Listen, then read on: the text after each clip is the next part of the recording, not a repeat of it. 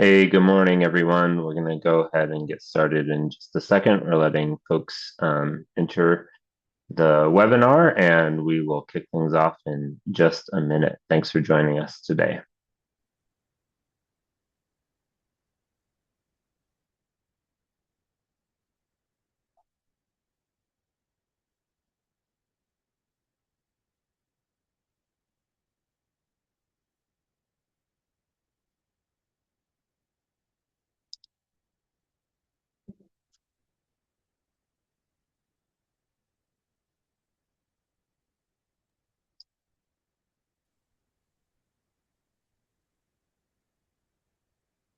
Welcome, everyone, to this second webinar about the ABACUS label, which was developed for setting the bar for high-quality nature-based carbon removals.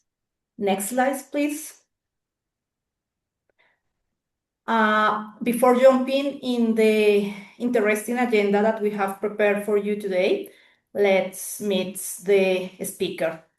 First, we have my colleague, Spencer Plum. He is a senior manager of forest management at Verra Team. And also we have Jamie Mulligan from the Amazon team. He is the head of carbon and neutralization science and strategy. And myself, I am manager of natural climate solution at program quality at Verra.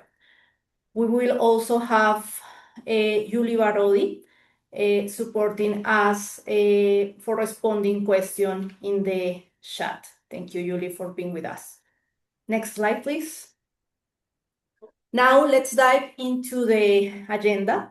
We will start with the ABACUS label overview. Then we will dive in the development of an ARR project using BM47 with the ABACUS label requirements. In the third block, we will have the reflections from the market with Jamie from Amazon, and we will also have a Q&A section. Just one housekeeping rule. We will have the Q&A chat ready for you. You can find it at the bottom of your Zoom tools, and you can put there the questions that you may have during the session, and we are responding some of these questions and then we will have the Q&A time also in case you want to voice some question or to respond some of the most frequent questions we are receiving. So let's start with the ABACUS label overview. Next slide, please. So what is the ABACUS label? Is a market label within the Verra's BCS program that highlight that signals the higher integrity ARR projects and the credits for projects using BM47. But at the end of the day, what does this label means for project developers? So the first and the most important thing is that you need to have in mind and to make an upfront planning to meet the ABACUS requirements and to prepare and of course deliver during the audit process the additional documentation, monitoring, and data collection that the ABACUS criteria requires. And the good news, the benefits, is that if you are able to meet these enhanced criteria that was developed by buyers and carbon markets experts, you can expect, or the projects can expect, meet stronger demands and price clarity. And also, it is expected that the ABACUS label will help to create or even to make bankable ARR project that at the beginning they wasn't. So you will see, we will see during the coming sections that the ABACUS label requirements are very strict, even enhances requirements compared with the already strict criteria from the VM47 methodology. So because of that, the ABACUS label criteria, probably not all the projects will be able to fulfill. So ABACUS label is not for all the ARR projects, but for the projects that will be able to meet these criteria. This project can expect a stronger demand, price clarity, and make bankable ARR projects. So now let's take a quick look on the first data from the supply side, the response about the overall uptake of ABACUS. Today, in the Verra registry, we have more than 170 projects registered using BN47, and 30% of those, the one that you can see on the top in gold, are those that are incorporating ABACUS requirements.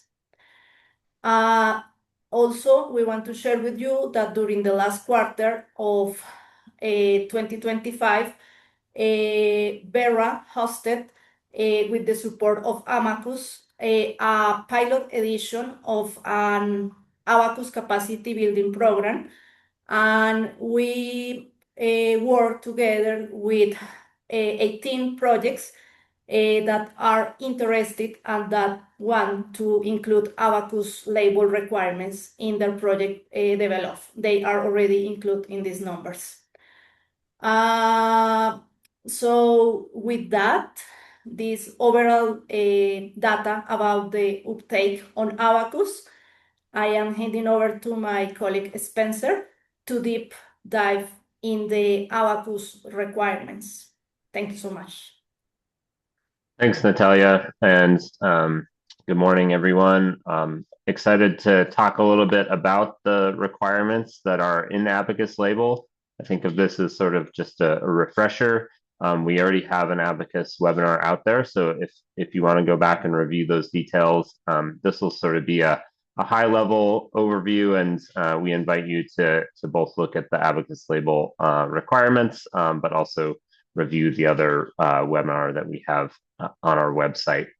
And so I think the first way to think about the ABACUS label is that it layers on top of and supplements VM47. VM47 is a voluntary carbon market leading afforestation, reforestation, and revegetation methodology. And the ABACUS label is really here to strengthen some key areas. So let's talk about what those key areas are.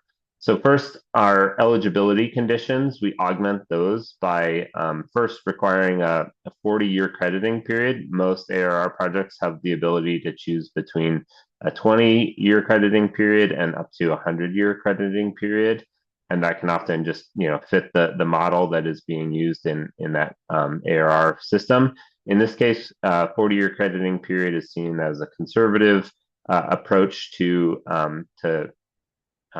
ensuring that there are additional climate benefits that accrue as the project matures, but it's also a long enough time period for those projects to likely be successful.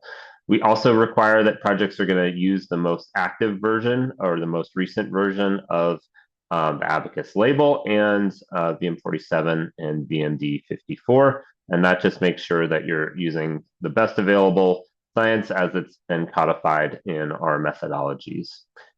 Second, we focus on additionality in baseline settings. So really we're trying to ensure that the projects are first using dynamic performance benchmarks. So only the area-based approach is available to projects using the ABACUS label. And then there's some additional requirements for how you set your performance benchmark. In the VM47, the requirement is there's a matching process that projects go through, and a look back period to help establish those matches that uses 3 time points to find the best matches for each pixel that's matched in your dynamic performance benchmark. In this case, for Abacus, we're requiring 5 minimum time points, and that just strengthens that relationship and correlation between your project pixels and your control pixels. We also require full stocking, or sorry, annual reporting of full of stocking and as depicted by project and control pixels. So the first, I think the first thing to note here is just that you're already doing this process anyway. You're going to have that information. It's really a planning step to ensure that you're working with your data service provider or on your own team to have annual maps available and published on your website so that others can see really transparently what's happening within the project area. It's probably good to do this for both project and baseline, but I think the most important part here is just keeping those annual maps available so that anybody can kind of look and see the changes. This is really a way to look for disturbances and understand if there have been any sort of reversals and then require that those reversals are reported. We also require that projects have run an investment barrier analysis as part of the additionality test. In VM47, this is optional for projects that do not have other sources of revenue. Just want to be clear that those projects that do have other sources of revenue, if they're just using VM47, still have to do an investment barrier analysis. But for Abacus, it's required for all projects. And then that we have an ex-ante projection that demonstrates that the revenues from carbon credits are important for establishing the project and that it is really essential for the success of the project. So those are all part of the enhanced criteria for additionality and baseline setting. GHG accounting and uncertainty, this is really just focused on transparency. We want projects to provide as much of this information in their project description documents and just be really clear about the models that you're using, the uncertainty that is embedded in any sort of measurement and assumptions that you're making, and that just helps both the public and project reviewers and buyers understand, you know, the areas that are maybe a little bit gray, but that can be we can talk about those things and be clear about where there are unknowns. And then the final or the fourth component here is permanence. And so this is, I think, one of the strongest parts of the Abacus label. So it's basically looking at how do we ensure that these projects are maintaining these carbon benefits over a 100-year period and beyond. And so these ARR systems need to be ecologically appropriate. So this is just sort of the physiological or ecological step that we can ensure these projects are well suited to the place that they're being planted or located in. We also want to look for long-term durability through just the types of planting that we're doing. So often plantations are a form of ARR that may have different harvesting cycles, and there's more uncertainty about the long-term durability. And so there is a restriction on plantations under the Abacus label. We also have this enhanced disturbance reporting policy that I mentioned earlier about reporting any every year and then reporting any loss events based on that analysis. And then finally, this ties into the 40-year crediting period, that the portion of credits that are accrued beyond 40 years are essentially beneficial, going back to the atmosphere or beneficial to the atmosphere, are not being claimed by the project. And so that's, I think, a really important piece of ensuring this effective permanence of projects.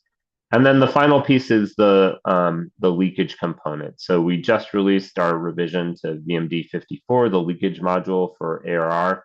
And in that module, we have developed the cross-commodity leakage accounting approach. And so basically, Abacus projects are going to be required to use this cross-commodity approach.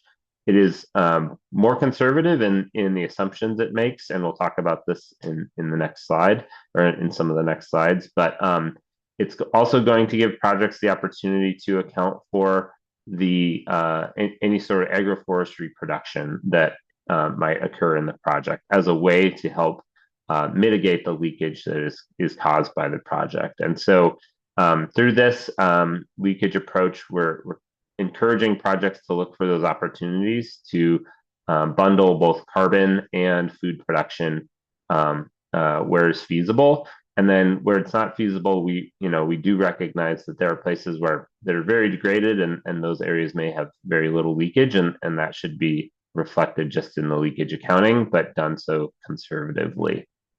So that's sort of the flyover of the requirements. This next slide has those same requirements, just listed out basically in the order that you'll be thinking about them in terms of project planning. So I think of our pipeline listing phase. This is really the planning phase of the project, and the requirements that are going to be useful for you to be thinking about for Abacus in this stage are, again, the use of the most active version, your crediting period, planning around what species you're going to put in the ground, ensuring that you're meeting the requirements about the plantation prohibition, and then your matching processes. So a lot of this upfront work and thinking about how you're setting up the project should be done in this pipeline listing. That's going to set you up for success later on.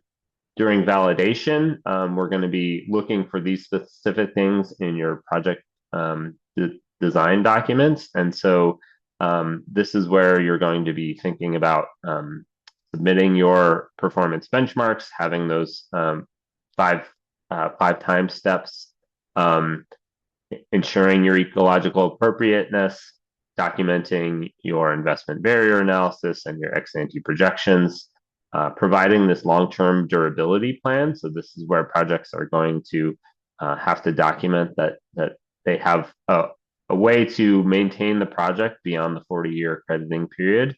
And then again, alignment with the most up-to-date versions of Abacus and VM47, VMD54. That's all going to be checked. And then finally, in the verification, this is where the Abacus label actually gets applied, because you're issuing credits. And so along the way, during that process, you'll have taken these initial steps, and then need to be providing data that will supplement and allow a VVB to review your project in light of the Abacus label requirements. And so this means publishing all inventory data, publishing your allometric models and justifications, and if these change, justifying that, providing clear rationale for that.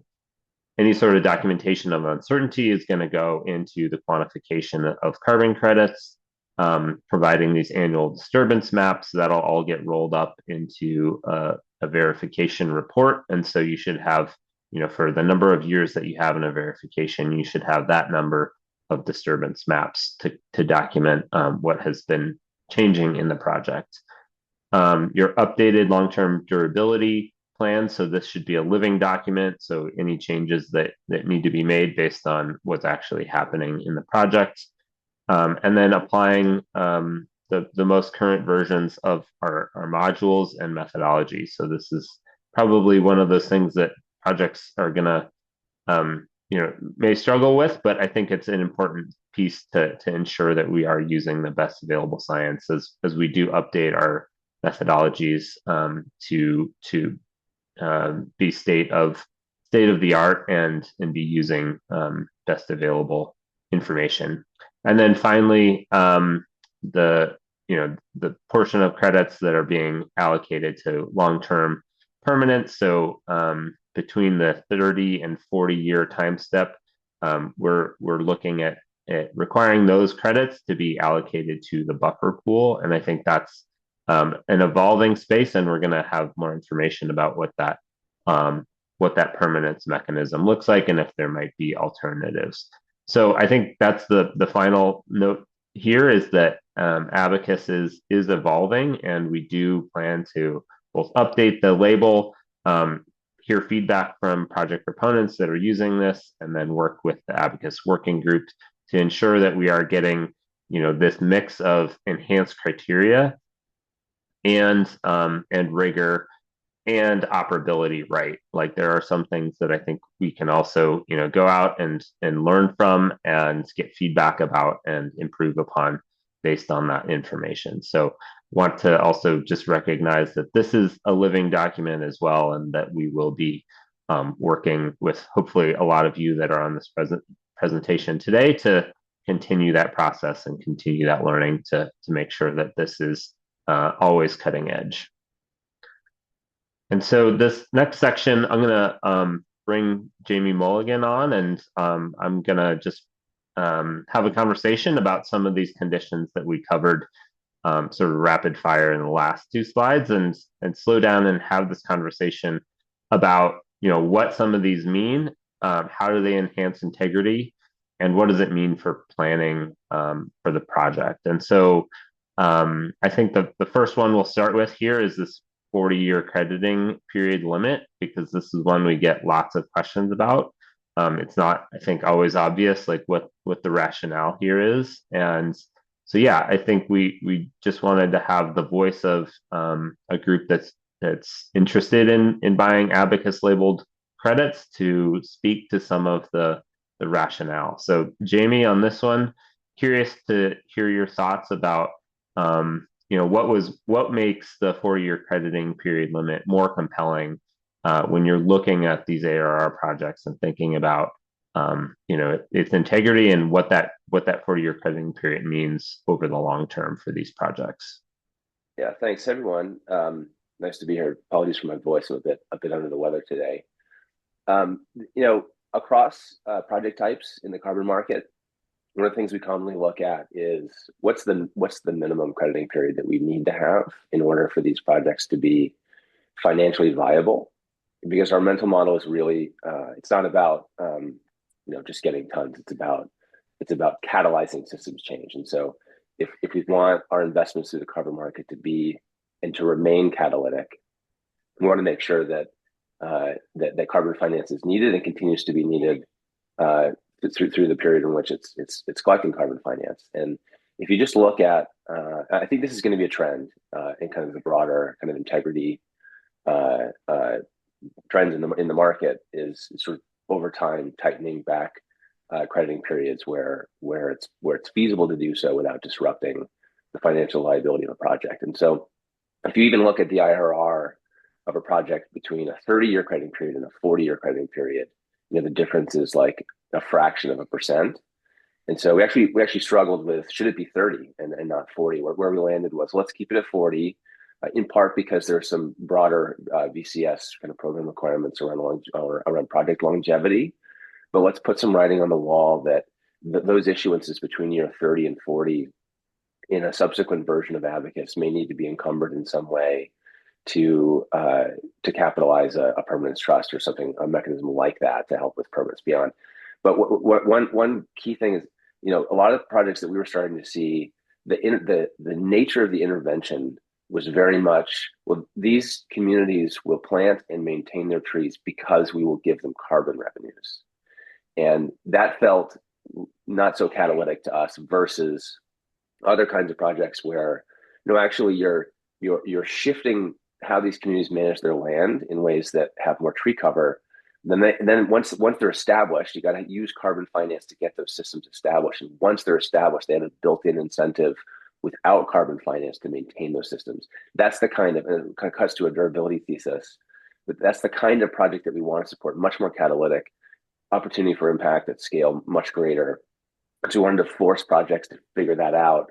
And we thought 4 decades would be enough time.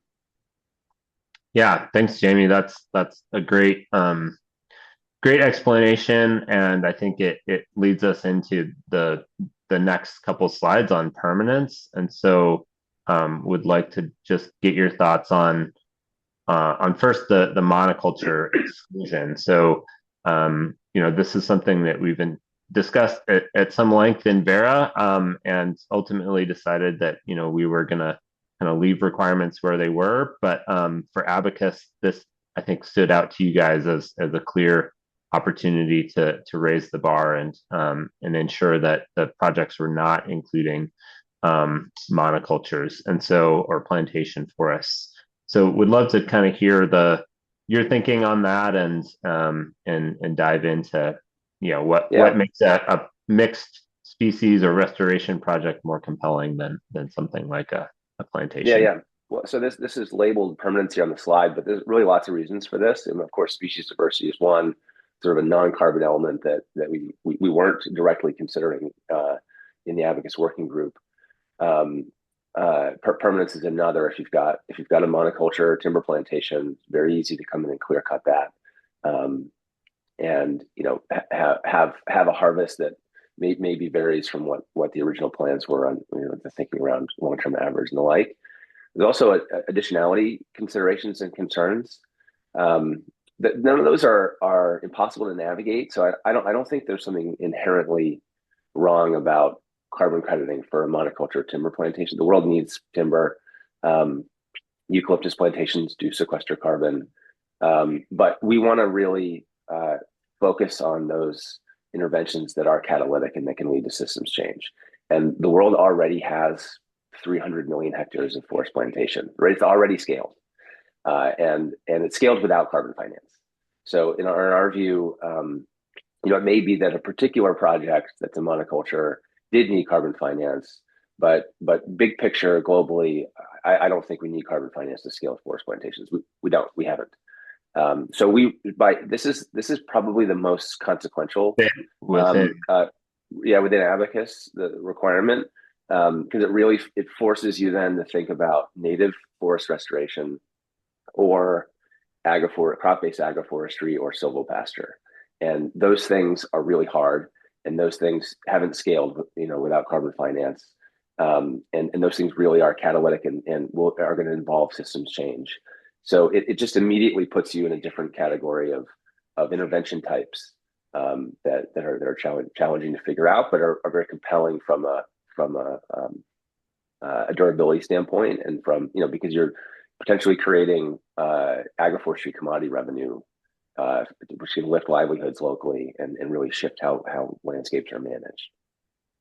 Yeah, and I want to just note one thing and maybe have a discussion with you on this, but this does not prevent projects from harvesting trees.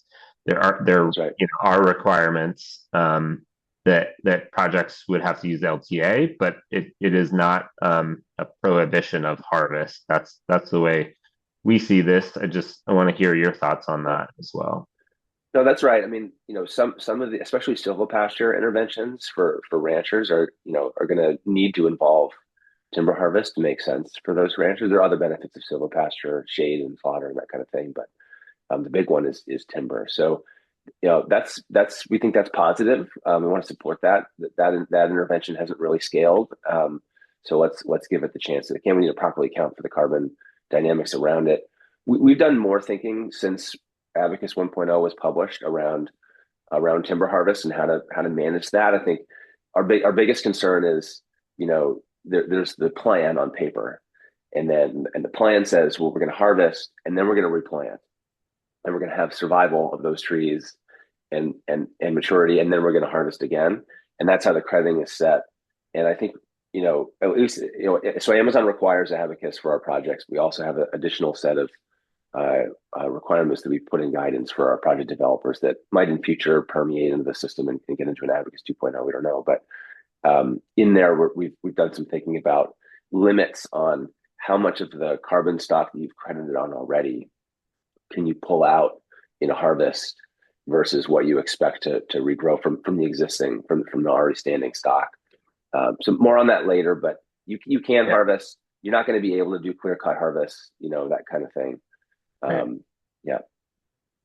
Yeah, thanks for that. And we're always thinking about the next iteration of this. And so, pooling ideas. I'm sure there are some in the chat already. So let's talk about this long-term durability plan. This is something that we get questions about. I think it's new and it's novel, and so with that, I think comes some uncertainty about what the expectation is. I guess the way I think about it is your business plan for the project after carbon credit revenues have ended. What else would you like projects to know or hear about? You know, what should be in the long-term durability plan, and how to plan for something for a project that is able to meet these goals. The first thing I'll say is I think we're all still somewhat early in thinking and standards development around permanence, and but I can see a light at the end of the tunnel. So we've had the buffer pool, an original Verra innovation. I think the future is insurance through the crediting period and some sort of permanence trust, probably that lives at a global institution like the World Bank, that takes care of reversals as they occur beyond the crediting period, beyond 40 years. In my view, we've studied this, we've looked at this, we've run the net. I think it's inevitable that we're heading in that direction. I know Verra is piloting an insurance-based approach now, and there are other groups working on the sort of permanence trust. So if you're a project developer implementing ABACUS now and you're looking at this requirement, I think the way I would think about it is, if you're in a position where you're not contributing to the buffer pool anymore, you're paying an insurance premium, both to an insurer that will cover you for in-crediting period losses, as well as contributing into a permanence a buffer pool. Both of those entities are going to do real actuarial analysis in real time. And what are the kinds of things that they're going to look at to rate the risk of your project and set your premium? And so then what are the kinds of things you want to have in place to allow you to get a lower premium, right? And if you show up and say, well, the way my project works is the communities have an incentive to maintain the land, the forest, because we give them carbon revenues, and that's it. The World Bank is going to look at that and say, well, then they have zero incentive to maintain this after year 40. And so your insurance premiums will be very, very high. Versus, we've trained these farmers to manage agroforestry systems. The commodity revenues from those agroforestry systems are actually 2 times what they would have made from raising cattle, which is what they were doing before. And we have fire brigades, we have training for the community to do that. We have all these kinds of things. That's going to bring your risk premium down. So that's what the kind of thing we want to see. When this requirement was put in by the ABACUS working group, we didn't know exactly what the right answer was. And so this is a place where we said, let's let the project developers be creative and come up with some solutions that are right for their particular context. And we'll learn from all of that, and we'll find some best practices that then should permeate through the rest of the market. Others will see, oh, actually, that's a good idea. Let's adopt that in our project and maybe in future requirements. Great. Yeah. And I think it points to the learning that we're going to be doing as this gets rolled out, and we'll be reviewing these long-term durability plans and seeing, maybe where there's success, but also where there are struggles, and hopefully we can either refine requirements or put out more information about what a good long-term durability plan looks like, and think about those different contexts that we're seeing projects being developed in. Because I think that's the other thing, is there are very few one-size-fits-all. So if you're a project developer out there and you're kind of wondering about this, I'd say, reach out to us, have conversations, but also reach out to other project developers and kind of see what they're doing, if this information isn't out there yet. So can hope that that's something that we can iterate on in version 1.1 as well.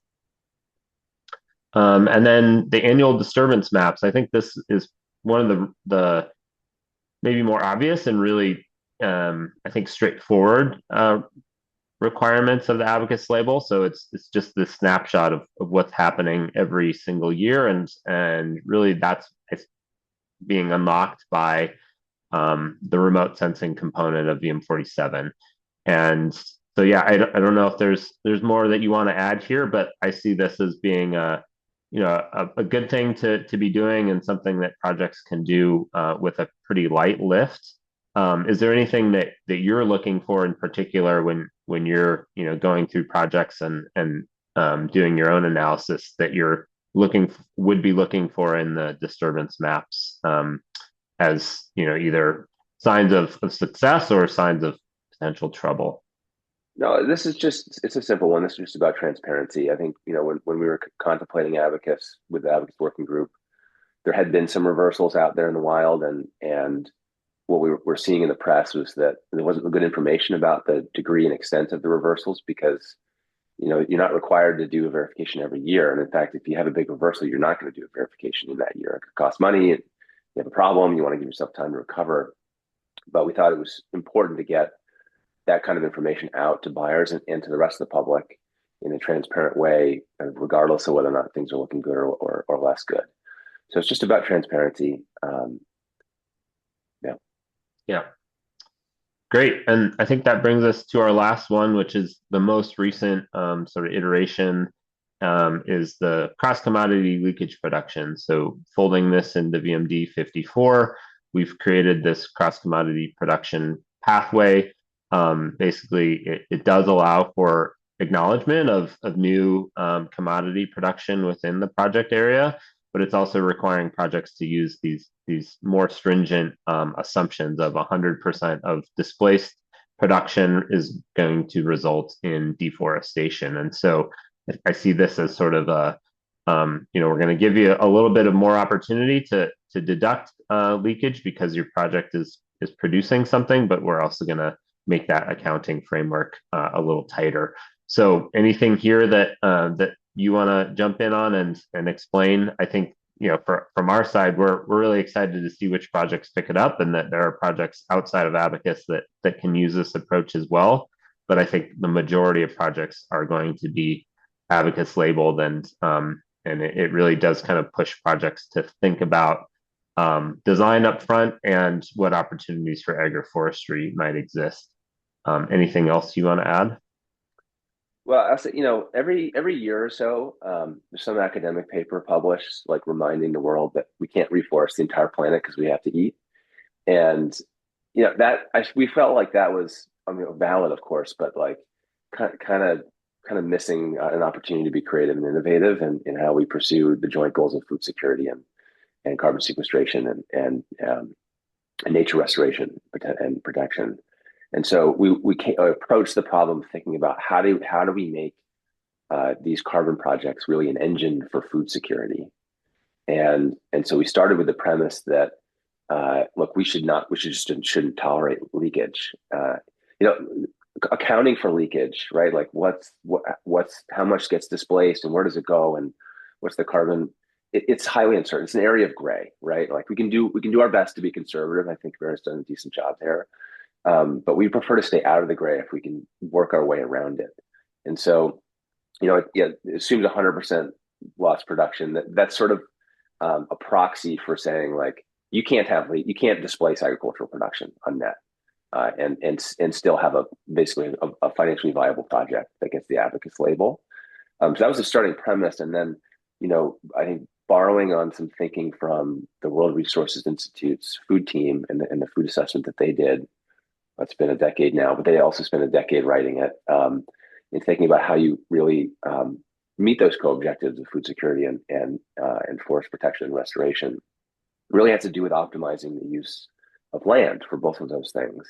And in order to do that, we really have to have flexibility to shift the commodity mixes within different regions toward a balance that is more optimal in terms of the carbon opportunity cost and the productivity of that commodity in place, versus without this provision, this kind of cross commodity leakage provision, you'd be locking regions into their pre-project commodity mix. So if you displace beef production, you have to go invest in beef production somewhere else on the landscape, and that math works. There's something inherently wrong with that from a carbon accounting standpoint. But we would much rather have the projects have the flexibility and the freedom to work with local farmers and agricultural sectors to actually shift commodity mixes in ways that are productive for people on the planet. Yeah, that's great. One question we get and would love to hear your thoughts on is this a requirement to basically get rid of all of your leakage? And the way we think about it is that it's not. It's just requiring you to have this take these higher deductions. And so if you have some residual leakage, you've done what you can to mitigate, you're doing cross commodity, but there were lots of cows there before. Are you able to still get the ABACUS label? And our answer is yes, like that's going to be okay. Yeah. But you've already taken those higher deductions. Yeah, that's technically how this works. There's not an explicit prohibition on having leakage, but effectively, I think I haven't looked at how this will sort out, quantitatively for every different kind of project. It's conceivable that there are some projects that have such low levels of agricultural production on site pre-project that they can take the haircut and still be financially viable and competitive. Those will probably be the exceptions and not the rule. Yeah. And I think in any case, what we have seen is that project developers already are being creative about how you make up that difference and the kinds of investments that they can make to mitigate that leakage, and those investments being cost effective. And so, we're producing commodities, so there's another revenue source potentially. You can debt finance for small farmers on site or off site outside of ABACUS. ABACUS doesn't require on site cross commodity leakage. You can do the same commodity off site as well. So I think those kinds of interventions it's new for these project developers that grow trees, right? They don't produce beef or cocoa or coffee or something like that, but so it's forcing a little bit of a shift in practice. But I think the ones that we've seen embrace that shift and get creative about it are finding opportunities and investments that are actually positive for them financially. Yeah, thanks. And the other question we get on this is, this doesn't seem like it's or maybe counterintuitive for projects that are trying to do restoration and sort of thinking about how do we get agroforestry and restoration into the same landscape. And I guess the way I think about that is that either there can be different models. So one, you can really find those most degraded lands where you have very little production, and those are probably best suited for restoration. And then maybe where there has been some sort of agricultural commodity production, those places are important for having that sustainable food system accompanying a carbon project. And then there's also project designs that would allow you to have some restoration in a project and then some agroforestry, and that blend of commodity production and restoration can fit nicely together in some places. Anything to add on sort of that design component? I think that latter design is compelling for other reasons also. I mean, the notion that you'll have like just a pure native reforestation project that is sort of a fortress and on land that was obviously previously degraded by somebody and that won't produce any commodity revenues for anybody, but will remain intact despite that well after the crediting period. I think you're going to struggle with the durability thesis. So I think people are starting to figure out like it's actually helpful to have a big plot of land that you can do assisted natural regeneration or something like that, just from getting like quick economies of scale. Whatever, if you're getting a concession or maybe you've leased the land or something like that, but that on the perimeters of that, you're going to want to be doing agroforestry or an intervention like that in part as a community engagement strategy and as a little bit of a buffer for your core restoration unit.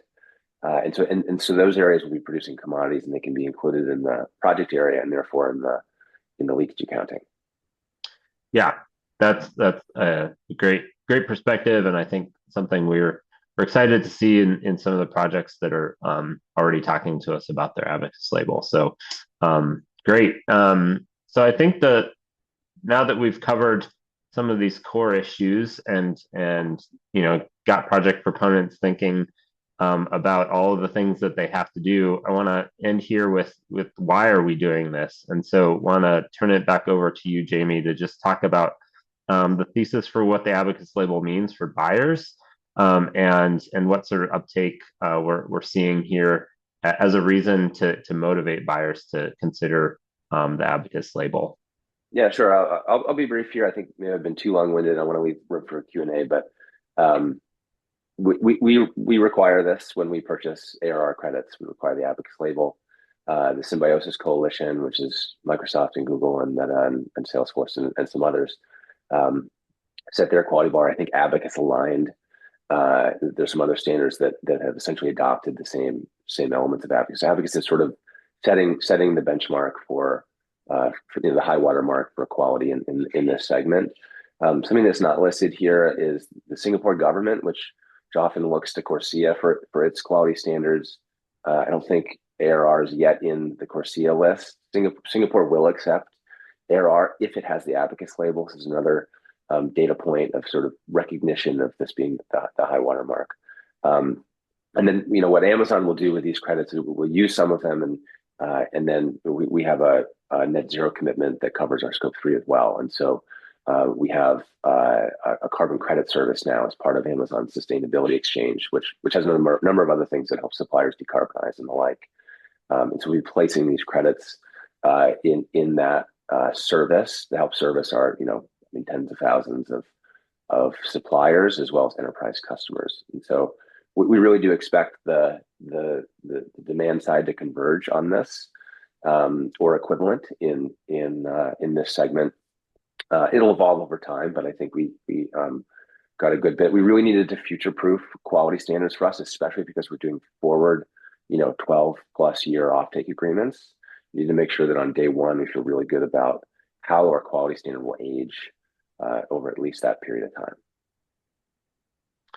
That's great. Yeah, I really appreciate that perspective. And the other thing we have heard is that those projects that can get the ABACUS label are also getting that investment, so making them more bankable and attractive because there are longer offtake agreements available once you have that ABACUS label. So I think that's a really, really strong signal and a good thing for the market. So appreciate that perspective. And I think we're ready to turn over to the question and answer session. So Natalia, I don't know if you have any queued up, but yeah, really looking forward to answering a few questions between Jamie, myself, and you. Great. Well, I'm going to facilitate the question and answer session. And Spencer, I think you can take down your screen because it'll be, okay. I don't think that there's going to be that many questions that relate to the slides. So better if we can see everybody. So for the monoculture exclusion, is there an exception for ecosystems that are restored through the planting of a single native nursery species? Sometimes native species can't be reestablished in degraded sites. So folks are wondering if there is some kind of an exemption from that exclusion. And I know there's not right now, but is that anything we're thinking about for the future? Or Jamie, what do you have to say about that? Well, I think two things. One is I do believe there's some language around if the species naturally exists in single species stands, then that's okay. We want it to be ecologically appropriate, right? So I'm thinking about bamboo or something like that. And then the other, we have seen some projects where the thing that they're planting is a single species, but that species is sort of it's like the keystone species for the system. And so you expect that once you've planted it, other species are going to come back.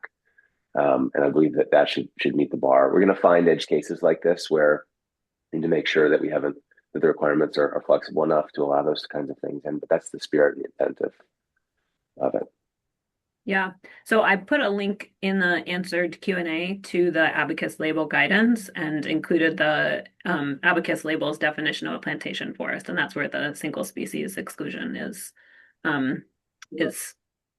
written.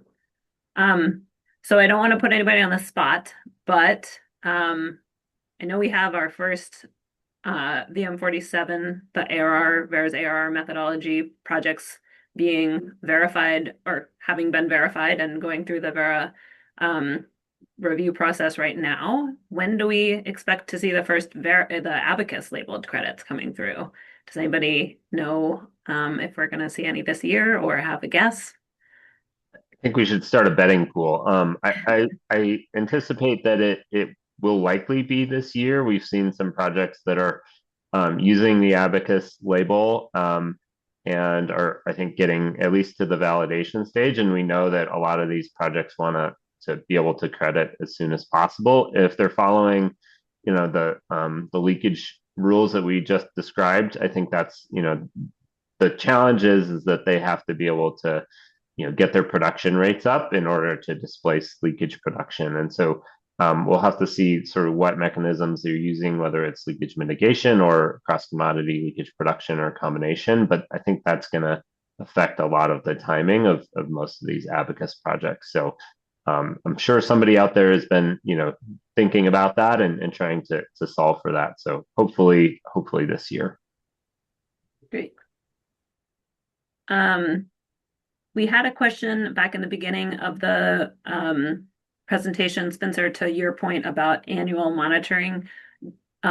Is remote sensing required for that annual monitoring, or is it just the forest, or do you have to go to the field and say these plots are actually there? Yeah, so that's just a remote sensing requirement. So it's just the observation using remote sensing analysis. Obviously, when there's a verification event, going to the field is going to be required to physically measure plots. But just for the annual reporting of disturbance, or in a lot of cases, it's just going to be growth, that the remote sensing for that using your stocking index that you've applied in the project is sufficient. So, Jamie, back to you. Folks want to know more about the Amazon Sustainability Exchange. And then if you could say anything about a price premium for this label, because it does require extra effort and work. And we are hoping, obviously, that there will be a price premium for these credits, but we can't, as Verra, we can't guarantee it. But as Amazon, as a buyer, you probably have a little bit more, more certainty about at least the price that you're paying.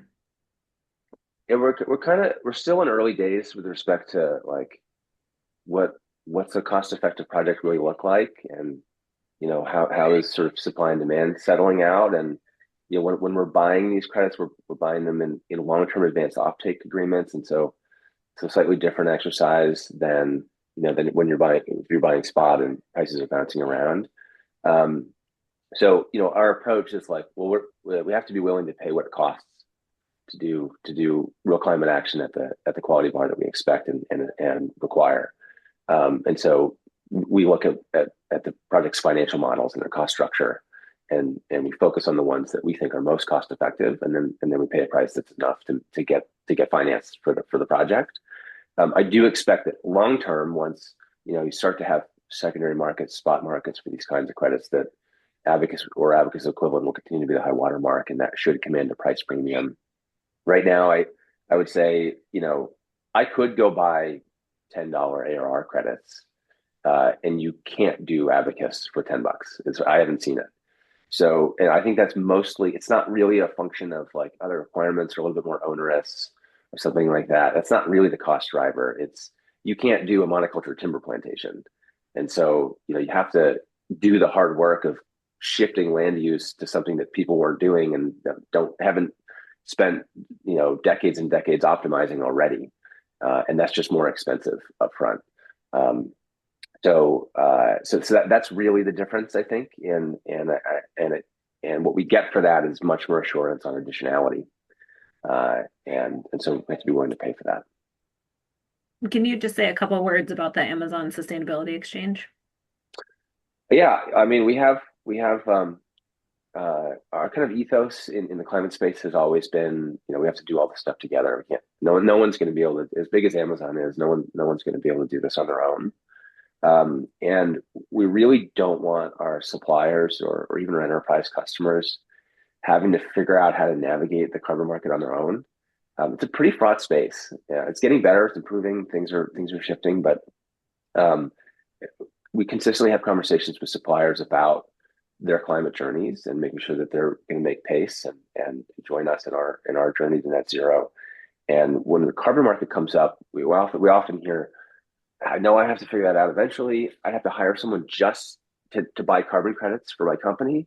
I'd much rather hire someone to buy renewable energy for us and start to mitigate our scope 2. We want that also. We want them to focus on reducing their scope 2 because that's in our scope 3. So, we already have a team, we have a science team, we have a procurement team. I think we'll hire more capacity than most companies, not every company, but most companies in the space. And so the credit service is really about lending the benefit of that operation to our value chain partners. We're not a broker. We're not selling to anybody. It's specifically for value chain partners that are likewise committed to decarbonization and also want to figure out and take advantage of Amazon's efforts in the carbon market space. Great, thank you. So we have one other question here, going back to the leakage module. For a project to have ABACUS label, project proponents must mitigate leakage of a commodity that has its production reduced or stopped in a project area 100% by cross-commodity production, or the project proponent, or can the project proponent reduce leakage just by doing mitigation activities outside of the project area? I can take that one. So you can do both cross commodity and leakage mitigation. So leakage mitigation occurs outside of the project area for a commodity that is like cattle that is currently being produced within the project. So let's say you have cattle in your project area before the project begins, and those cattle are moved off. You could go and help another producer increase their efficiency of cattle production and claim the leakage mitigation benefit gains through the interventions that you can document and get agreements for. And then you could also be growing cacao within your project and use that as your cross commodity effort to reduce any residual leakage. So because you're taking that higher deduction, that's going to mean that you probably have more to do. And so we see a combination of those things that's probably being important to be able to implement. Okay, I guess we don't have any other questions, so I will turn it over to Nata to wrap up. Yes, thank you so much for being here, for hearing us. We hope that this was a very useful discussion for you.